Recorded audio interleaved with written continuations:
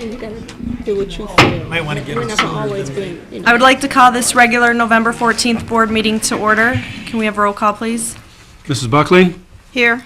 Mr. Kuderick is absent and excused. Ms. Lanasi? Present. Ms. White? Present. Ms. Roscoe? Here. Mr. Minkevich is here. President Frayer? Here. Can we all please stand for the Pledge of Allegiance? I pledge allegiance to the flag of the United States of America and to the republic for which it stands, one nation, under God, indivisible, with liberty and justice for all. There are no changes to the agenda. Okay, we have, can we get a motion to approve the agenda? I would like to make a motion that we approve the agenda as presented. Support. Moved by Mrs. White, supported by Mrs. Roscoe. Are there any questions? All in favor? Aye. Opposed? Motion passed. Next item on the agenda would be the approval of the minutes from the previous meetings. We have here in front of us 3 meetings. If we could do these separately, starting with the October 10th, October 17th, and then moving on to the November 7th meeting. Okay, Madam Chair, I make a motion that we approve the minutes of our October 10th meeting. I'll support. Moved by Mrs. Buckley, supported by Mr. Minkevich. Are there any questions? All in favor? Aye. Opposed? Motion passed. Madam Chair, I make a motion that we approve the minutes of the October 17th meeting. Support. Moved by Mrs. Buckley, supported by Mrs. Lanasi. Are there any questions? All in favor? Aye. Opposed? Motion passed. Madam Chair, I make a motion to approve our minutes of our November 7th meeting. Support. Motion by Mrs. Buckley, supported by Mrs. White. Are there any questions? All in favor? Aye. Opposed? Motion passed. The next item on the agenda is report of the superintendent. Mr. Clark, personnel actions, please. Thank you, Mr. Carr. Our first personnel action tonight, I would like to turn the microphone over to Mr. Ken Minkevich, who will pay recognition and give tribute to our dear friend, Mr. Matthew McGrain. Romulus Community School District, Hold on one second. Board of Ed, I'm sorry, Forward. family here? Mrs. McGrain, I believe that the family is here. Would you like to come forward, Your please? son, too. And your son as well?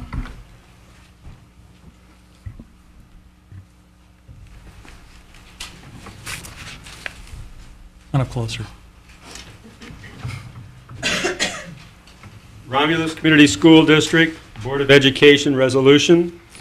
Whereas Matthew McCrane was an exemplary maintenance department employee in the Romulus Community School District since 1983, and whereas Matthew McCrane was frequently commended for his work helping set up for events such as volunteer dinners, compensatory education seminars, and Dr. Martin Luther King Jr. celebrations, and whereas Matthew McCrane always performed his job with great care, pride, and dignity, was well known for his outstanding lawn care work and his pleasant personality, and whereas Matthew McCrane was recognized for his honesty, initiative, flexibility, and willingness to cooperate in his job assignments, and whereas Matthew McCrane maintained an excellent attendance record, and whereas Matthew McCrane is missed for his dependability, character, loyalty, and love of his job and people, and whereas Matthew McCrane was described by colleagues as a friendly, caring, and thoughtful person who often emptied his own pockets to help make others' lives better,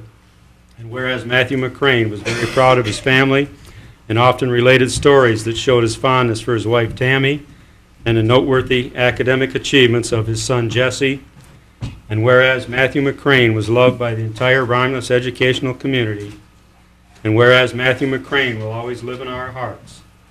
Now therefore be it resolved that the Romulus Board of Education, speaking on behalf of all the people of this community, does hereby extend its sincere condolences to Tammy McCrane, Jesse McCrane, and the entire McCrane family. The board holds Matthew McCrane in its highest esteem and will forever remember the many memorable contributions he made to the Romulus Community Schools. Signed, April Frayer, President, Romulus Board of Education. Kenneth Minkevich, Secretary, Board of Education, given this 14th day of November, 2005.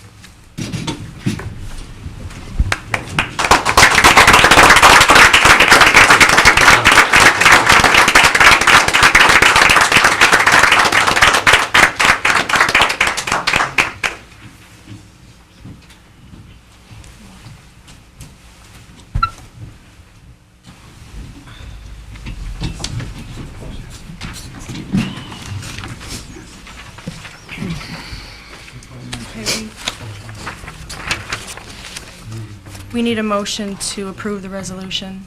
I would like to make a motion that we approve the resolution as presented. Support. Supported by Mrs. White, or motion by Mrs. White, supported by Mrs. Lanasi. Are there any questions? All in favor? Aye. Opposed? Motion passed. Okay,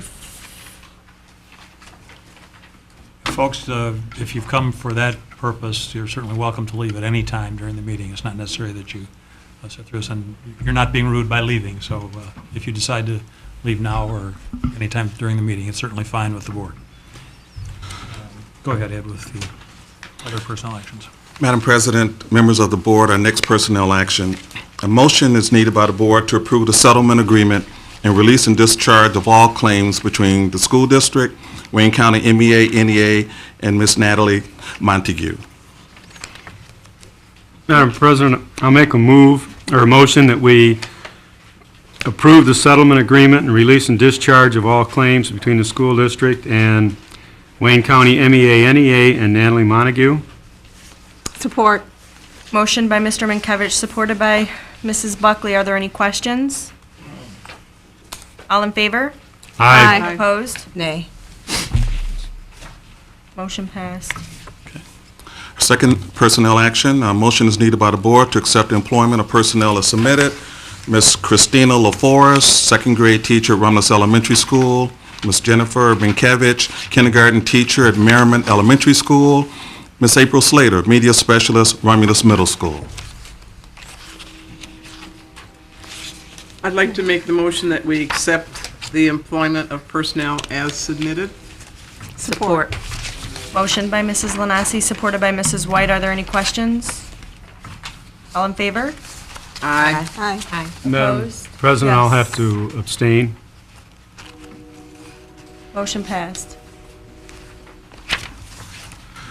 Our next personnel action is a for-your information, employment of Ms. Shirley Linderman, bus aid transportation.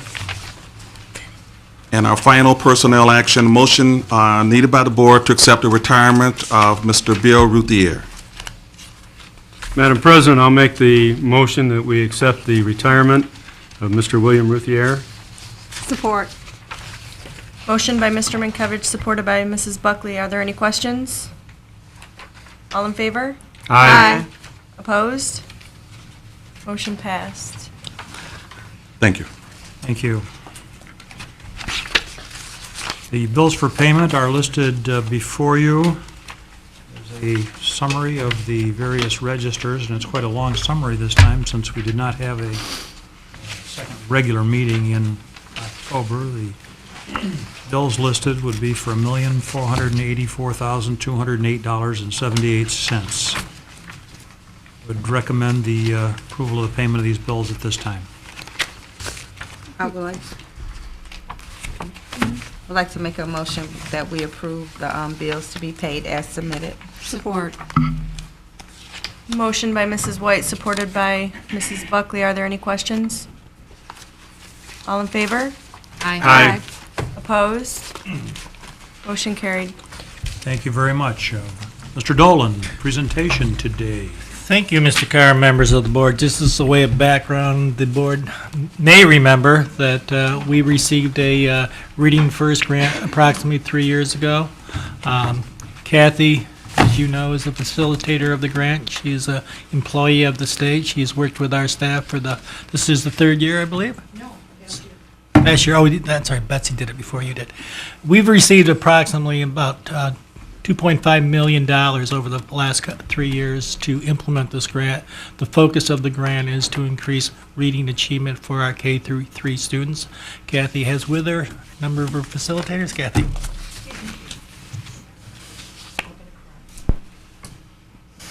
Good evening. Good evening. Romulus, as Tom said, is in our third year of Reading First. And so over the next few minutes, we're going to take you through a review of the focus of Reading First.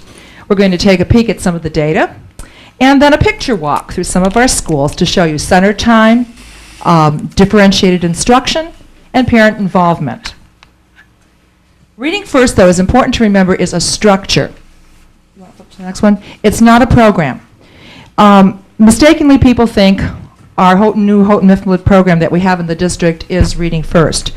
It is a framework for instruction, and it's backed by scientific research, research that promotes a reading program that addresses the needs of all students. The strategies and the best practices that we see involved in the classroom have been studied over a long period of time, and these have been tried and true. It shows that Reading First supports the 5 components of reading instruction: phonemic awareness, phonics, vocabulary, fluency, and comprehension. Romulus chose the Houghton Mifflin program, which is a scientifically based research model. And remember, I mentioned it was a roadmap. It's simply a roadmap that helps teach those 5 components in an explicit and a systematic manner. We are no longer a one-size-fits-all curriculum. We differentiate instruction to meet the needs of our students, to take them from where they're at to where they need to be successful. Scientifically research-based instruction is heavily influenced by assessment and interventions. So our students are screened by DIBELS, which stands for the Dynamic Indicators of Basic Early Literacy Skills.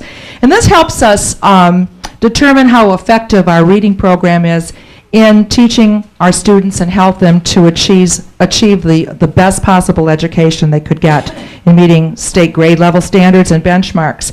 There was some research done by Joe Torgerson recently, which showed, it was a wonderful slide that was a trajectory that showed if a student starts at a certain point in kindergarten, and by the time they're in the 4th grade, they should follow a specific trajectory which shows proper progression through the grade levels. Well, down at the bottom through his study, he also showed that if students are at risk, you're going to see a great difference. And as you go from kindergarten to 4th grade, that trajectory goes like this. The achievement gap widens. But they found through research that if you give children at risk 30 extra minutes of intervention a day, that gap goes from this to this. You know, we're never going to fully close it completely, but with good instruction, with assessment, and with intervention, we are going to close that gap. And we're beginning to see that happen here in our district. So it's a very positive influence. Let's go on to the, oh no, I'm sorry. Oh, I'm going on to the next point. Reading First is a professional development model, the last idea here. It's really the heart of the program. It's a coaching model. And because it's a coaching model, each of our buildings has a full-time literacy coach that provides ongoing professional development for every K through 3 and special ed teacher in the district. And that professional development takes on a different form. It can come in the form of foundations training for our teachers. This is 9 sessions that cover language essentials for the teachers of reading and writing. And it's based on the work of Louisa Moats from Texas. All of our teachers have been in-serviced with the exception of the brand new teachers that came in this year. And on November 29th, we're going to begin another round of foundations training for our new people that have changed grade levels, that have come down to K through 3 or are new to the district. And then that's approximately 18 new teachers. And one nice thing about this is that we've worked very closely with Tom, and some of our professional development afternoons will be used for this makeup training. And then through Reading First, we were able to use some of the monies to pay for substitutes that will release teachers from the classroom for the day so they could get this instruction. And also, we've started something new this year, which are teacher reading academies. Our coaches were trained this summer in Lansing, 3 days, and now they're coming back to do this professional development with the teachers. And what this is, it's a practical application of foundations. Foundation gives you the theory of why we're teaching reading the way we're doing it, why we're doing interventions, why we're constantly assessing. Teacher reading academies take the theory and puts it into practice, gives teachers different models to choose from to work on interventions for the students. And we're going to do those, again, on some half days and on some professional development time through Reading First. Now, our coaches meet regularly. This is one kind of nice thing. We've got a really great collaborative spirit going with our coaches. We meet monthly within district, And then we also belong to what's called a coaches cohort. We've teamed with Ypsilanti Reading First coaches, with Wayne Westland, Dearborn, and the Cesar Chavez Academy in Detroit. And we meet monthly, too, to get together. And we've had like a really nice networking going. And it's really important, I think, to just kind of branch out of the district, too, and to meet with other educators who are experiencing the same kinds of things we are. We also, our coaches meet in Lansing 2 to 3 times a year for testing and assessment updates, too, on our testing. Principals are a real important part of our professional development, too. We've got them hook, line, and sinker. In fact, they're going up to Lansing this week for another training, and we're very, very proud that our own Deb Jariga has been invited to be part of the panel discussion at the state level this Friday. She's going to join Faith Stevens, who was the former head of language arts supervisor for the state of Michigan, who's gone on to work for SurfTech, which is the Central Reading First Technical Assistance Center out of Austin, Texas, who's coming back for this. But they called me and said, do you think you can twist Deb's arm? And it didn't take much twisting. She was very cooperative and very excited to do this. So it's quite cool for Romulus, I think, to have one of our own represented on this panel from the state. We've also, in our principals cohorts, we just had a meeting with Dr. Joanne Carlisle from the University of Michigan, where the coaches and the principals got together, and we had an opportunity to take a look at our own data here and how it affects our instruction here in Romulus. So that was, I think, quite a productive meeting. And the principals are going to be doing some more ongoing professional development at the state level, which also gives them a great opportunity to network. We've got Reading First schools from the Upper Peninsula down to the southernmost part of Michigan. So it's really a great opportunity to get together and to just kind of interact and to talk about how Reading First is really impacting instruction across the state.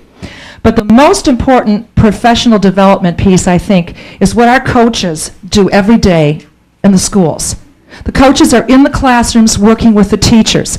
This is the most important professional development our teachers are getting. The application, the foundations training, the TRAs, the coaches coming in there and modeling with the teachers, co-teaching, sitting down and taking a look at that data, monthly sitting down and looking at the at-risk children and saying, what are we doing for our children? Doing additional progress monitoring and then saying, let's take a look at these results. Are we on target? If we're not, we've got to go back to the drawing board and we've got to come up with some different interventions because, by gosh, we're going to get these kids reading. It's a wonderful program. This coaching model, when Reading First gets to the point where the funds aren't there, I really hope the board considers keeping a coaching model going on in Romulus. There are districts who are not Reading First across the United States that are looking at the schools that have this coaching model. I have had emails forwarded to me from the Michigan Reading Association because they know I'm involved with Reading First, asking me how their districts could get a coaching model going. They realize the value of having coaches in the building, and it's made a really important impact on this program. Wrong way. Funding for this year. Romulus didn't qualify to apply for round 3 of the grant, and in a sense, this was kind of good because your MEP scores were high. You were above the state level. But Reading First was granted because of, that was the first criteria, MEP scores. But they knew we did such great work here in the district, and they didn't want to just say, drop Romulus because they've made progress. That doesn't make sense. So what we're being done is we're being funded by overflow funds from the state, and it's on a year-to-year basis. What we need to do is to make sure that we follow our action plans and that we continue to show progress, which Lori is going to talk about in a few minutes.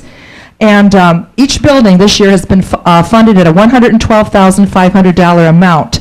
And what that does is it pays for the coach, for the benefits, and then for some non-negotiable things like the ITBS test, which the students have to take. That's how the progress is measured.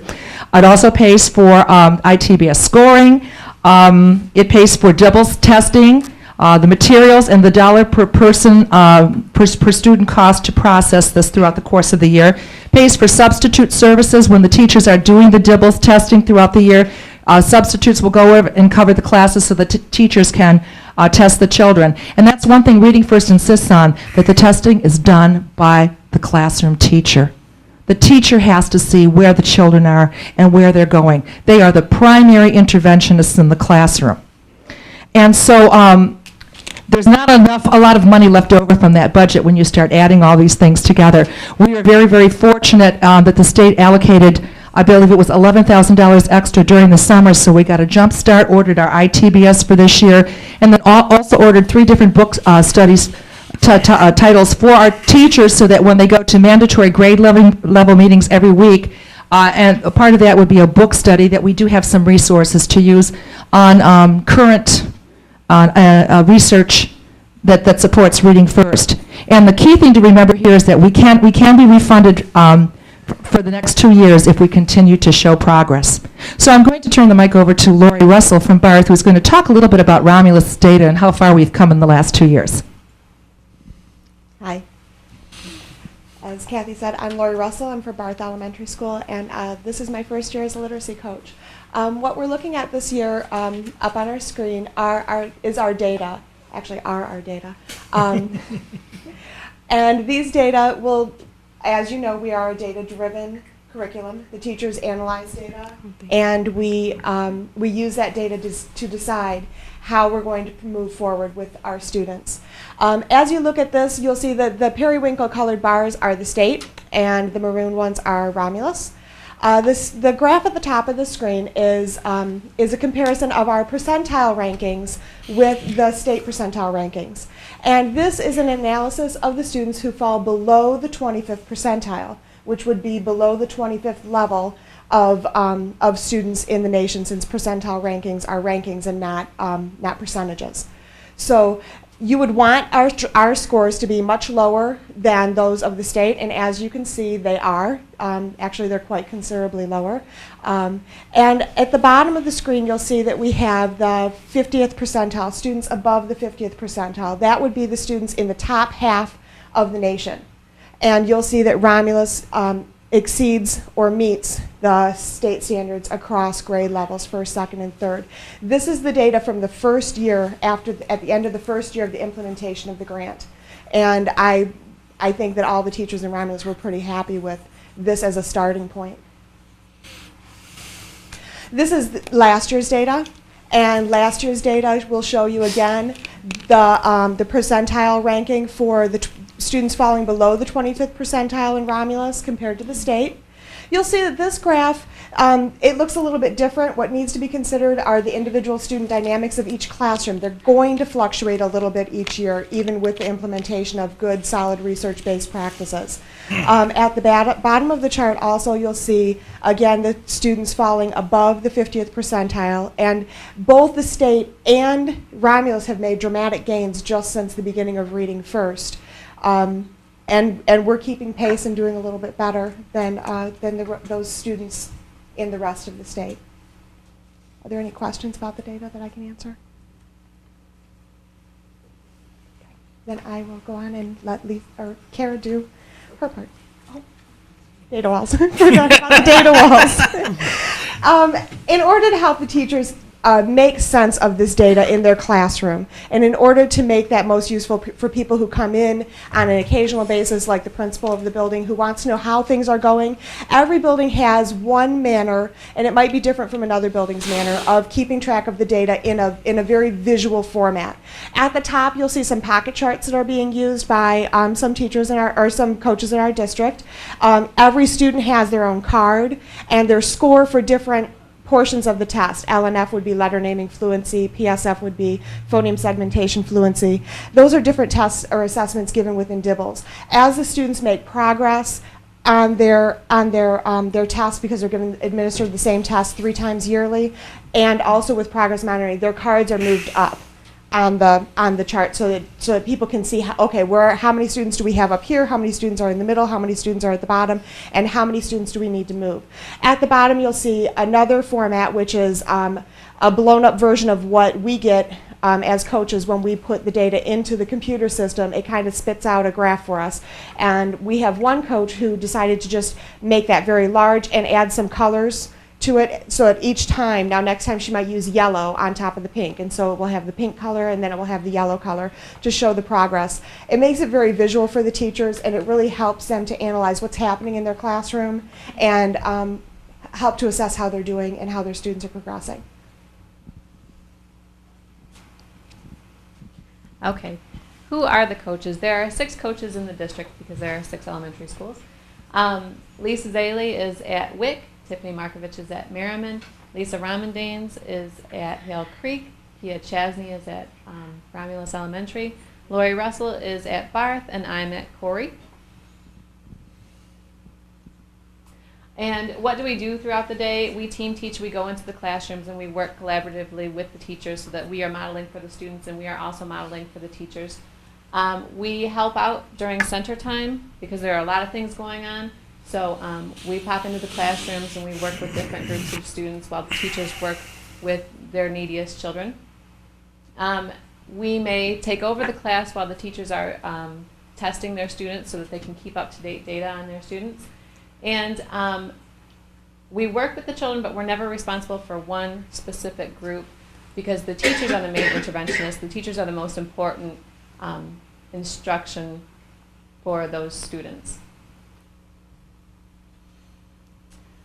We also train teachers, as Kathy said, in TRAs, in DIBELs, and foundations, anything that they need to know to make their classroom successful. We conduct parent workshops, which you'll see in a later slide, and we also meet weekly with each grade level teacher. We analyze data, as you saw on the data walls. We prepare the data walls, and every week we get together with the teachers and we discuss what do these changes mean in the data walls and how can we work that into the classroom to guide instruction. We also attend meetings with coach cohorts, as Kathy had said, from different districts that are going through the same process as us. We meet with the principals to debrief about what's going on in the classrooms, and we meet within the district with the literacy coaches so that there is a continuity within the district. We receive professional development training in Lansing, and then we bring that training back and we train the teachers. And we communicate through email, we do daily records, we update the data walls, and we help teachers with progress monitoring and testing.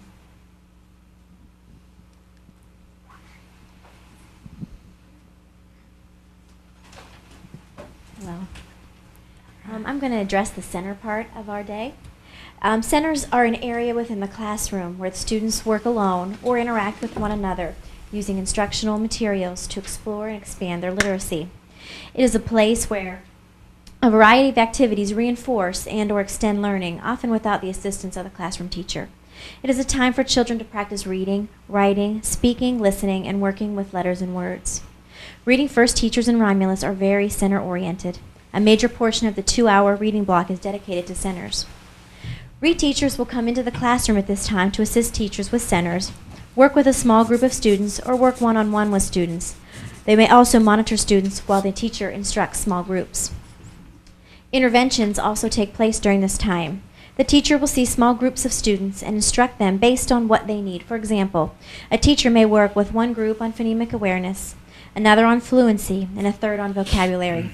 What each group works on is based on a combination of DIBELs, Iowa, and progress monitoring scores. On this slide, we have 4 different centers being implemented. On the top left, the students are working at a letter naming center. Students, their directions are to point to the different letters. They must name them and the sounds that they make. To the right of that, we have a student standing in front of a word sorting center. Students have a group of words on cards and must sort them according to beginning or ending sounds. Students may write the words as an extension activity. Beneath the first picture there, we have students at a listening center, excuse me. Students will listen to 1 to 2 stories depending on time and respond to a question sheet or a journal topic. And the last picture on that page is showing you buddy reading. Students will partner up and read quietly together, and students may or may not be ability grouped. The object of this center is to hear another person reading aloud.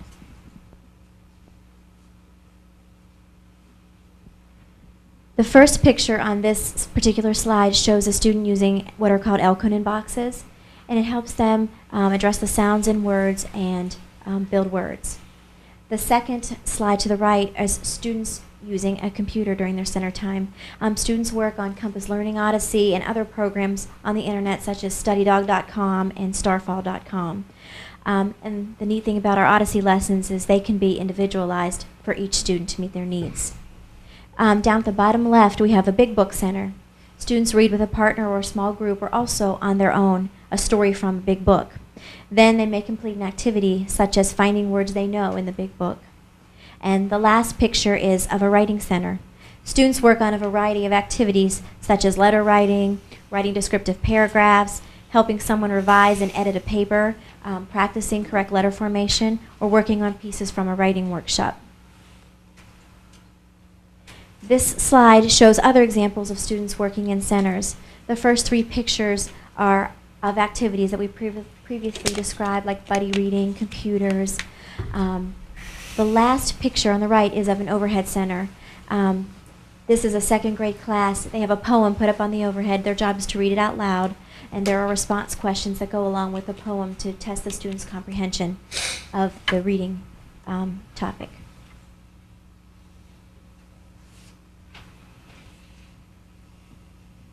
This slide, if you look at the boy in the top left picture, he's got a long finger. Those are called finger puppets, and they go along. They help the student point to the word as they're reading. It's just more interesting than using your own finger. So a lot of teachers in the district give those fingers out, and they use them to point along to what they're reading.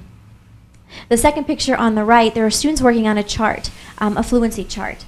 A lot of teachers test the students' fluency weekly or every other week, where they have them read a passage. They give them about a minute to do so, and they record the number of words that they read. Each student keeps their own graph so that the competition is not with the people in their group or the students in their class, but with themselves. Bottom right-hand corner, we have another student at a computer center, and the picture at the bottom left is not actually of a center, but it's of two students who had free time, and they chose to buddy read a classroom-created book together. And we thought that was pretty interesting. Individualized instruction. As we've said previously, our focus is on individualized instruction. As Kathy said, we're not a one-size-fits-all reading grant or school. Students in these pictures are receiving instruction based on their needs. The top right-hand corner picture is of a reteacher, and she is doing, as we said before, she's working with a small group, she's assisting the teacher and helping those students. These pictures are of teachers implementing guided reading groups. Each group has a story that is right at their level. It's easy for them to read. It's not too difficult or frustrating. They read it together, they read it silently. They might use those fingers, as we saw a few slides ago, and they may work on their fluency and comprehension in those centers as well. Our last part is our parent component. Parents are crucial to the success of Reading First. We have several opportunities throughout the year for parents to attend workshops, receive mailings, and ask questions about their child's language arts education. One school does what's called a lunch bunch, and they hold that for each grade level, kindergarten through third. Parents are invited to have lunch at the school with their child. After lunch, the child goes back to class, and the parents stay and meet with the literacy coach and learning specialist to discuss the GLICs, the grade level content expectations appropriate for their grade level. Other reading topics are discussed as well, and parents have the opportunity to receive their own copy of the GLICs as well as ask questions to the literacy coach and learning specialist. Day and night parent workshops are held at each of the elementary buildings for the convenience of the parents. Names, addresses, phone numbers are taken at each workshop so that more information may be passed on at a later date if we come across things and would like to share them. Down at the bottom two pictures are from just last week at the parent-teacher conferences. There was an area set up where parents could come and gather reading materials and things to help their child at home. Thank you.